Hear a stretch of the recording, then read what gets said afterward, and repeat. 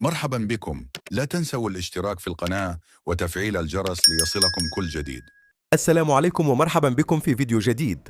اليوم سنتحدث عن فوزي لقجع، الرجل الذي نجح في الاستمرار كعضو في المكتب التنفيذي للفيفا بعد حصوله على 49 صوتا من أصل 53. لكن المفاجأة الكبرى هي أن هناك 3 دول إفريقية صوتت ضده، واللي هي جنوب إفريقيا، تونس والجزائر. تونس اللي حتى غادي تلعب عندنا في افتتاح ملعب مولاي عبد الله صوتت ضدنا. علاش؟ هذا اللي غادي نعرفوه دابا. تابعوا معنا للنهاية. المكتب التنفيذي للفيفا هو واحد من أهم الهيئات اللي كتتحكم في مستقبل كرة القدم عالميا، وأي دولة عندها ممثل فيه كتكون عندها قوة وتأثير كبير في قرارات الفيفا.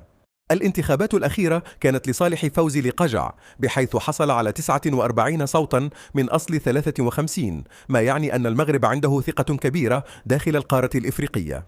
لكن السؤال المطروح، شكون هم اللي ما صوتوش عليه؟ 49 صوت مع لقجع واحد، صوت ملغى 3 أصوات ضد لقجع.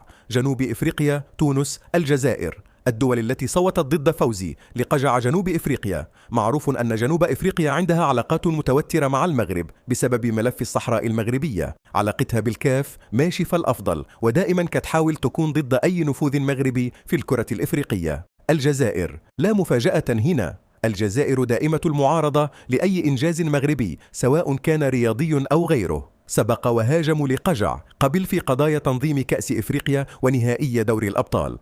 تونس، هنا المفاجأة الحقيقية. تونس هي الدولة اللي غادي تلعب ضد المغرب في افتتاح ملعب مولاي عبد الله الجديد، ومع ذلك صوتت ضد لقجع. هل هناك ضغط سياسي؟ هل هو مجرد قرار فردي؟ علامات استفهام كثيرة. مفاجأة تونس وصوتها المعاكس. علاقة المغرب وتونس كرويا دائما كانت جيدة، وكاين تعاون كبير بين الجامعتين، ولكن هذا التصويت يطرح أكثر من تساؤل. هل الأمر يتعلق بضغوطات خارجية؟ هل هناك صراعات خفية داخل الاتحاد التونسي؟ بعض المحللين يقولون أن تونس عندها مشاكل داخلية بسبب تدخل الفيفا في شؤون كرتها، وربما كان التصويت مجرد خطوة سياسية أكثر من كونه قرارا رياضي.